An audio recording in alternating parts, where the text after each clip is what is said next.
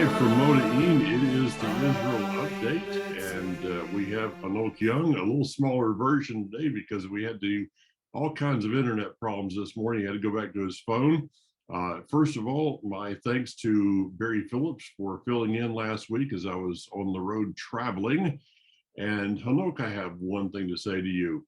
I was not responsible for Cletus showing up. I never invited him. I had nothing to do with that. Did I know that he was going to show up? And could I have warned you? Well, we'll just leave it as a question. Well, I'm not pointing fingers of responsibility, but today I am wearing my Judge Dredd t-shirt, the back that says "I am the law." Judge Dredd, the comic book character, of course, was the one famous for being the one that caught criminals, tried them, sentenced them, and executed them. So to me, that's the perfect new career opportunity while I'm waiting to go back to guiding. Okay. I will warn I will warn Cletus about your newfound occupation there. Sounds good. All Sounds right. good. Hope you're well, Mike. Yeah, doing good. Had a great time. I was up in Indiana last week. A couple of meetings I did up there, and it's Great. we've got some interesting things going on in life right now, as you're well aware of. We started a congregation here in Franklin, and the main reason we did that is so that Hanok Young would have somewhere to come and speak at when he's in the country.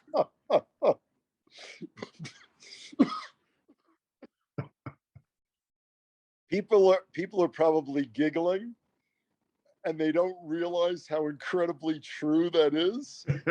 So it's very appreciated. I really, one of the few places that I'm looking forward to being in America is actually Franklin, North Carolina. When will that be? That's a great question. We're thinking maybe December, but the news on a daily basis here regarding COVID infection seems to be going from bad to worse again. Yeah. Impossible to predict. So it's out of our hands. Yeah, this. We've got a lot of the same kind of things happening here. It's kind of a day by day of trying to figure out what's going on, what the truth is. I think that's the thing that is almost extinct today is truth. There's a lot of craziness going on, of course. I saw that you guys were given a present of a few rockets into northern Israel. Yes. What that's about at this time, we don't know.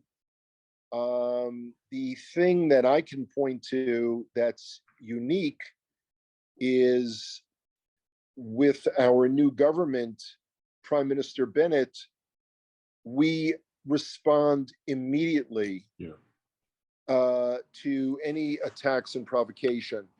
Things with Iran and the Iranian proxies, anyone that's looked at the news, seeing what's happening on the high seas, this is all going to begin to heat up more and more so. The fact that America appears to be, let's just call it indecisive as to where they stand in the world stage. Yeah, indecisive is kind of an understatement. I watched the speech last night by they woke him up. They woke him up for a few minutes so that he could read the teleprompter, and it's sad. I mean, it's just sad to see what's going on, and it's all over. There's so many things happening all over the world. Yeah. Which again brings us back to the incredible opportunity that's before all of us. Hmm. You know, it's someone wrote to me the other day and said they wanted to set up a time to speak with me on the phone. And I spoke to this individual, and what he really wanted me to do is launch into a point by point dissection of everything that I thought might be wrong with the so-called Hebrew roots movement. Wow. And astoundingly, I declined, because it's very easy using hindsight to look and say, that's wrong, that's wrong, that's wrong, that's silly. It's a lot better and far more productive with all of our time if we say, well, what is it that we can do now that we weren't doing before? And Mhm. that's all of us. And, it's the first thing is to recapture certain terminology. Okay. What do I mean? Everyone is frightened with this term, the Great Reset, because it brings up all kinds of like really bad things. But what if amongst ourselves, we set up a great reset to be more committed in our commitments to the Torah, to the people of Israel, that's all of Israel, Yeah. our Jewish brothers and sisters, as well as those around the world who identify as part of Israel, and Eretz Yisrael, the land of Israel, Medinat Yisrael, the state of Israel. And it's a tremendous opportunity for us. When I was watching your presentation at Revive, which was incredibly powerful, Thank you. I really was ticked off with the introductory remarks. And the person said something to the effect of, like, well, Mike has, led a, 1.5 million trips to Israel. I'm sure he's going to say something about Israel. And it wasn't meant in a malicious or negative manner, but other than like, isn't this special? We're going to hear something about Israel. Now, people like you and I are thinking, y'all should have been thinking along those lines sooner. And among the other speakers at Revive are many people, many, who truly love and support Israel. Mhm. And absolutely, they even bring tours to Israel. So I was trying to figure out, well, why is it that the message is not happening more widely? And I think, first of all, it's a lot easier to talk about Israel in the past, history. This happened, this was that, and therefore we read about it. I'd like to view myself as an amateur historian, so I can understand that. Or there's also the approach of sort of Israel in the clouds. What Mhm. is it that we think of in our dreams, in our recurring bad LSD trips that we think is happening or going to happen? So, I'm thinking, well, what can I do to help? The idea of putting me in charge of everything is probably way too scary. So, I'm an Yeah, I educator. would probably vote Cletus prior to you on that one. Just say. Okay. So I was thinking, well, maybe part of the issue is that people don't know where to go for Israel resources. Okay. Now I can offer, myself, we have friends, mutual friends of the B'nai Yosef variety in Sweden, for instance, who are in the midst now of arranging me to do a Zoom lecture for Hmm. them, which is nice. But I want to share a resource, and Okay. unfortunately, we don't have the big screen here. Let me see if I can. Yes. Okay, this is a book called "For the Sake of Zion." It's written by someone by the name of Tuvia Book, and it says Curriculum of Israel Studies. Wow. It is published by tobypress.com, www.tobypress.com, which I believe is here in Israel, but I know you can get it in the US. It is one of those books that you read it and then you slap yourself on the side of the head and say, I should have written that book. Yeah. It is that good. It is Wow. that good and that helpful. And I have a live recommendation for the book.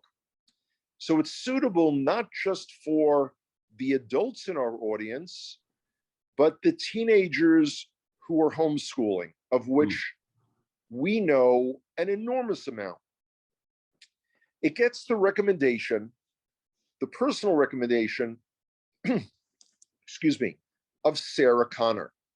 Oh. Now, Sarah Connor is not just a bright teenager, but I don't know another teenager in the entire United States that has read as many books about Israel as she has on her own.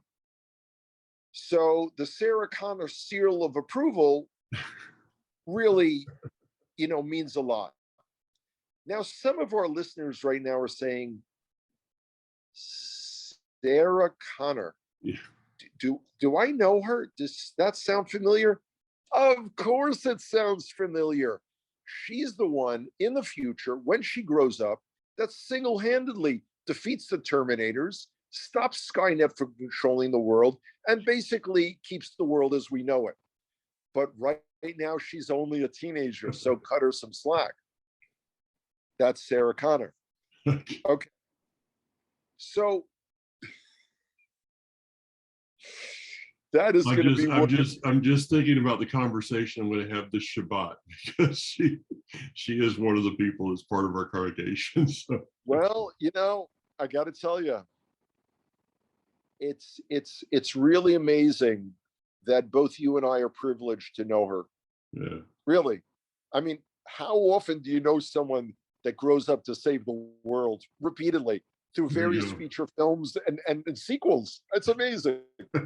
Anyway, there are resources available. People can choose to become more informed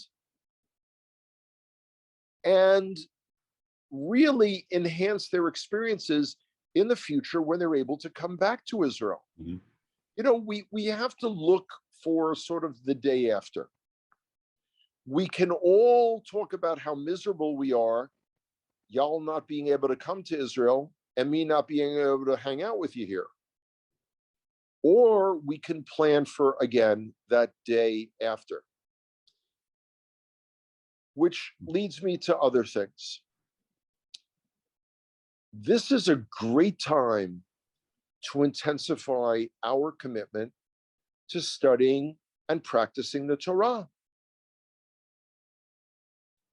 We can re-envision ourselves. We can re-envision, I am so excited. If I was on my MacBook instead of my phone, I'd jump up in the air.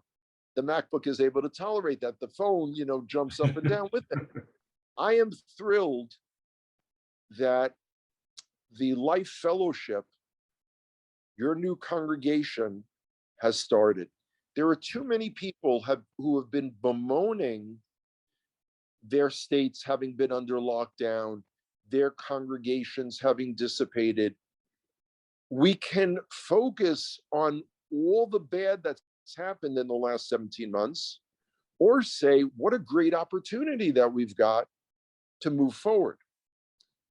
17 months ago, Mike, I don't remember a single conversation with you where you even hinted at thinking about maybe possibly one day starting a congregation.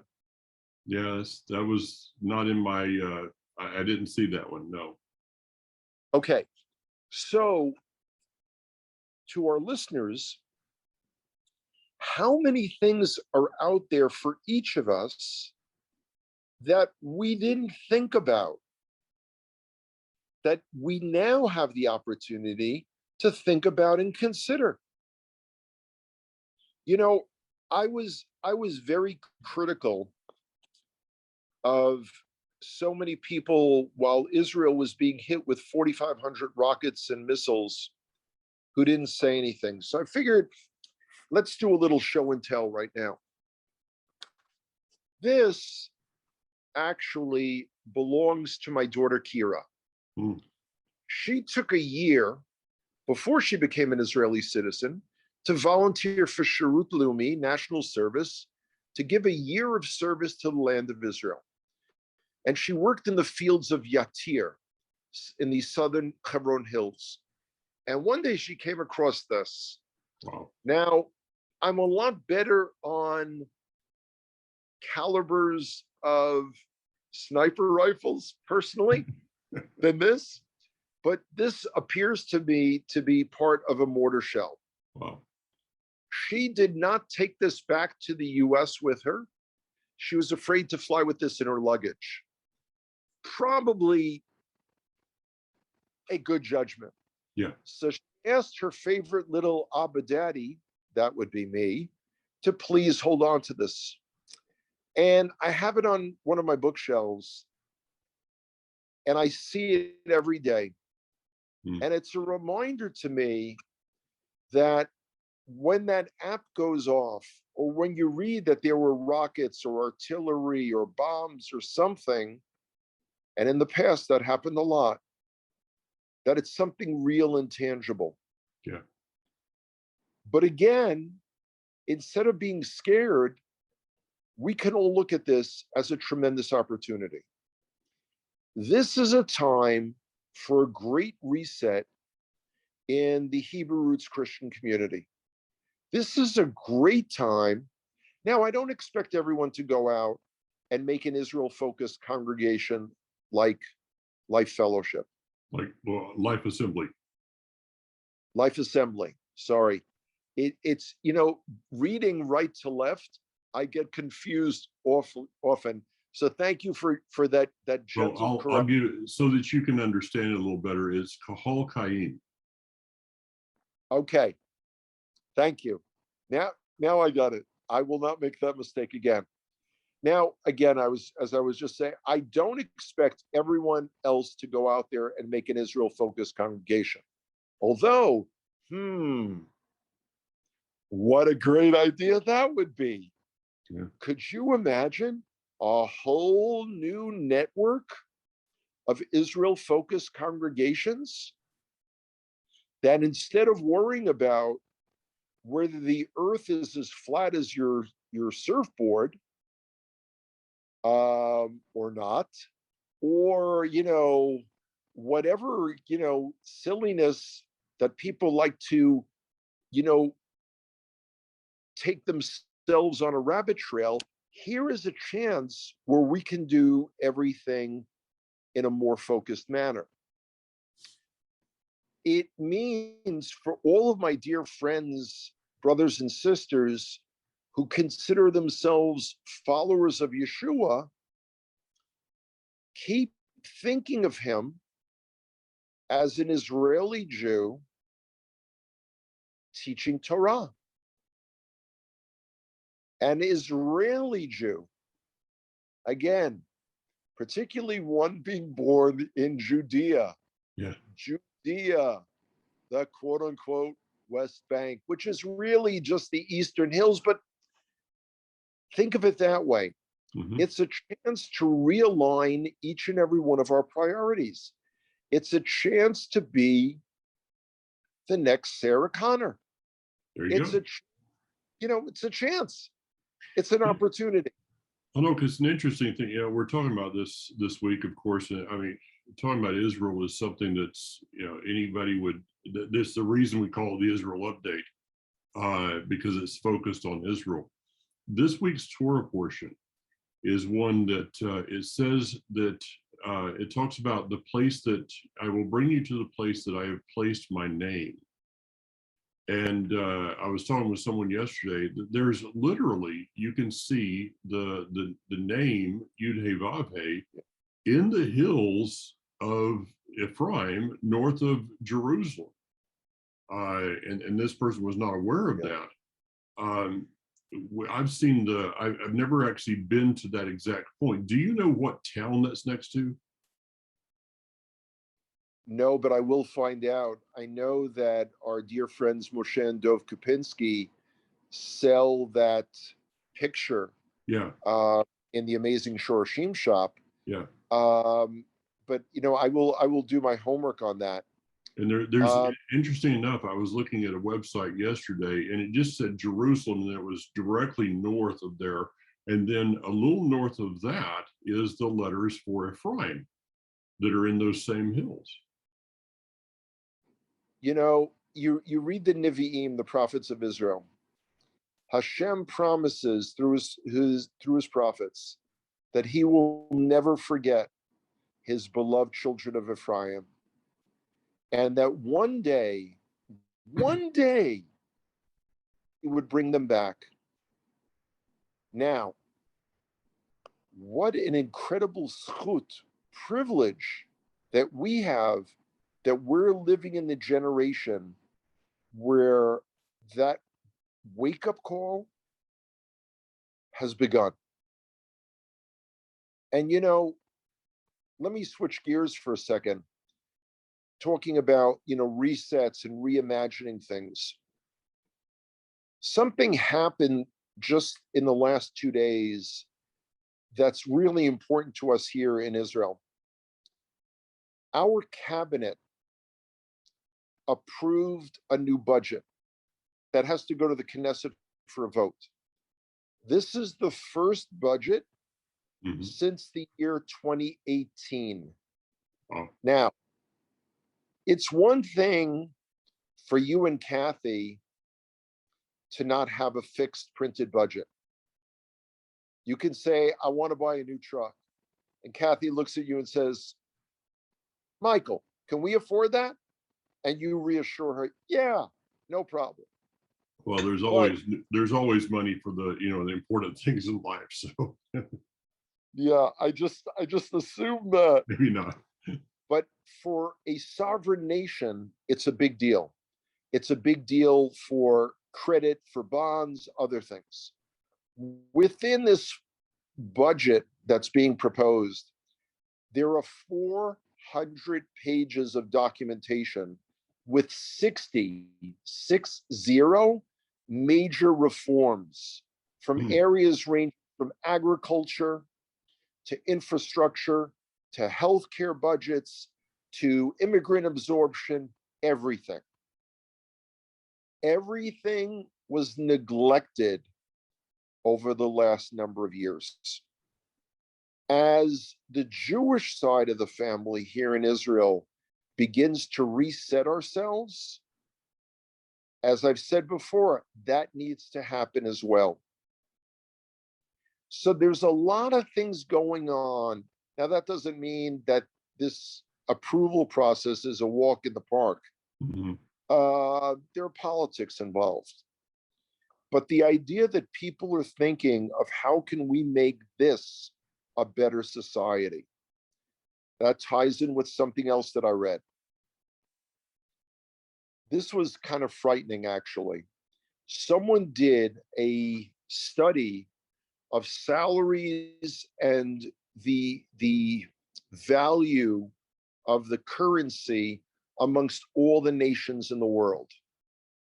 And Israel was ranked 7th worst, worst in terms of the purchasing power of the shekel, or you could even think of it as the dollar.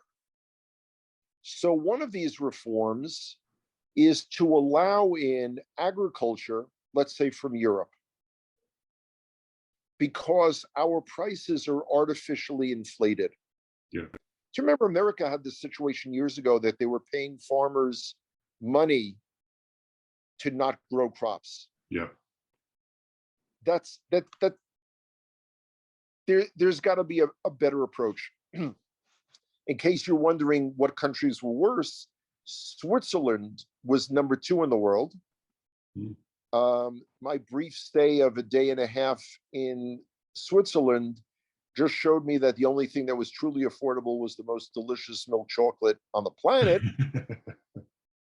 of which I brought home 7 pounds worth, 3.5 kilos. Those were the days. But of course, this is a leaner, meaner Hanoch. There you go. So those days are over. So there's a lot of things going on here in Israel. But this is the time when I know that I'm doing a lot of soul searching of what it is that I can be doing better, how it is that I can best support my brothers and sisters. And that's why I thought of sharing these kind of resources that everyone can get and read up on and become better educated, so to understand things. Like, for instance, over the years, when I've spoken about the boycott, divestment, and sanctions, BDS movement, people look at me blankly because Israel to them is still something in the clouds, you know, as they're floating around with a harp. That's not the way it is. Yeah. And states in America right now, like Florida and Illinois, are looking at triggering their legislation against Unilever, the parent company of Ben and Jerry's, because of their boycotts. That's substantial because these states have pension funds of tens of millions of dollars, hundreds of millions of dollars that are invested in companies like Unilever. Mm-hmm. Now, I expect New York State to do something similar, but, you know, Governor Cuomo is a little bit distracted right now. Well, he's behaved himself. Yeah, he's been distracted for a while, and those distractions have now got him into a little bit of hot water. So, yeah, you're talking about, you know, just basic resources. I'm thinking about the book From Time Immemorial. I know one person right now that's going back and restudying. Time Immemorial? It's From Time Immemorial. You're kind of breaking up here, but I think you said From Time Immemorial. Yeah. I'm seeing that our connection is there. It should be back. I know one person is going back and studying the life of Corrie ten Boom. You know, these are things that we can. It's like the story of Corrie ten Boom is one that was Absolutely. You know, fascinating to me through the years, even before I even knew where Israel actually was. I remember my grandmother went to see the movie The Hiding Place, and I guess I went to it. I don't know. I think I did, but you know, this is a family that they had a focus. They lived their lives, but their focus was Papa ten Boom said, you know, always support God's chosen people, which, you know, I would kind of change some terminology and theology along the way. But, you know, he laid a seed. He put some seeds into his children that would come forth in years to come. You know, what are we sowing into our children today? Is it make Egypt? Wow. Yeah, make Egypt great again, or the reset. I mean, the Great Reset. You talk about that word reset. The Great Reset's the kingdom. I mean, that's how much better reset can you get than that? But you know what? What I want people to focus on is our parts in creating that, our parts in making it happen. You know, our prayers, our hopes, our daydreams are all great. But again, I give the example, I think I gave it last week also with Barry, that although we were promised that one day the hills of Shomron, Samaria, would have vineyards again, Hashem didn't, pardon the expression, snap his fingers and make it happen. It took people like Nir Vered, her husband, and others Yeah. to learn how to create vineyards, work at it.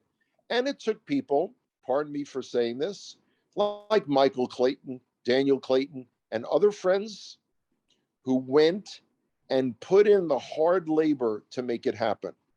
So, what we have in effect is not just prophecy, but another P word, partnership.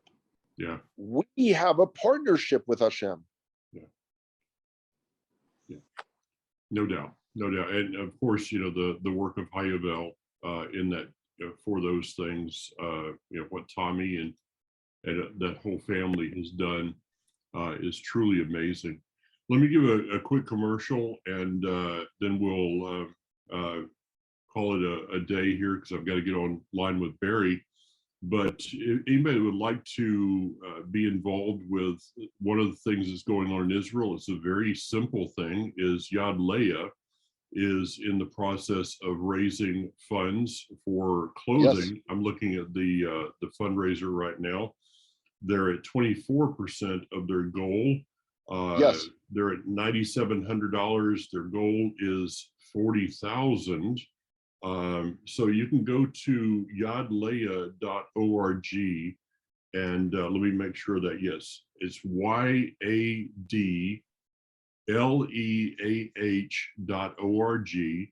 and you can donate there. You can, and this is for clothing, and this is all given in most of this is going to the area of Ephraim, of Judea and Samaria. And so this is, I know these people personally. We've been involved with Yad Leah for many, many years. I trust them. Absolutely. I mean, I've literally taken clothes to Israel and given them, and have gotten reports from friends of ours that said, that little, I saw that little cute coat that you brought over. I saw that on a girl, on a little child the other day. That's pretty heartwarming. So these are things that we can do to be involved. And this is very typical of the organizations that both you and I support, Mike, in that there's not a single dollar that goes for any other expense. Yeah. This is all money that goes directly to helping.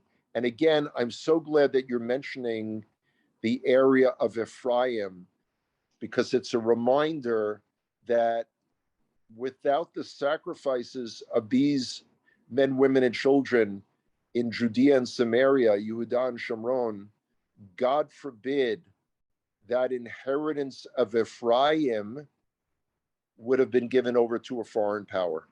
Oh yeah. Oh yeah. No doubt. No doubt.